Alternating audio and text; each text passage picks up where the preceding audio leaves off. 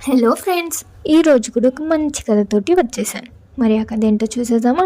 Let's go to the video. ఒక చిన్న చెరువులో ఒక తామర పువ్వు వికసించింది.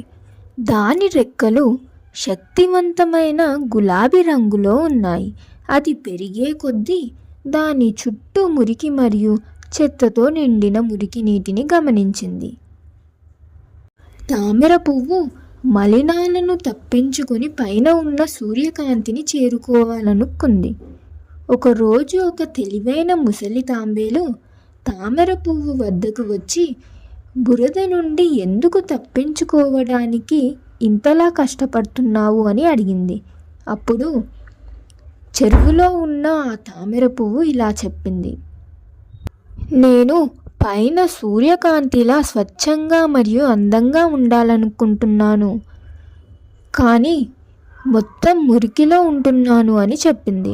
అప్పుడు తాంబేలు నవ్వుతూ ఇలా చెప్పింది: మీరు ఈ చెరువుల్లో ఒక భాగం, దాని మలినాలు మీలో భాగం. మీ అందం బురద నుండి తప్పించుకోవడంలో లేదు, దానిపైకి లేవడంలో ఉంది. ఈ బురదలో మీరు ఉంటూ కూడా మీ యొక్క రెక్కలు ఈ సూర్యకాంతిని వికసించాయి, మరియు ఈ బురదలో మీరు ఉండడం వలన మీరు ఇంకా అందంగా కనిపిస్తున్నారు. ఈ బురదలో మలినాలలో ఉండడం వలనే మీరు ఇంకా స్వచ్ఛంగా అందంగా కనిపిస్తున్నారు. మీరు బురదలో ఉన్నా కూడా మిమ్మల్ని చాలామంది ఇష్టపడతారు. కావున బురద నుంచి తప్పించుకోవడానికి ప్రయత్నించకు, ఇదే నీ అందాన్ని ఇంకా పెంచుతుంది అని తాంబేలు ఆ తామర పువ్వుతో చెప్తుంది.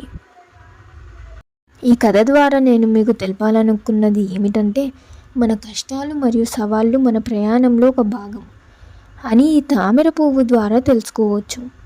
మరియు స్వచ్ఛంగా మరియు అందంగా ఉండటానికి మన కష్టాలను తప్పించుకోవాల్సిన అవసరం లేదు.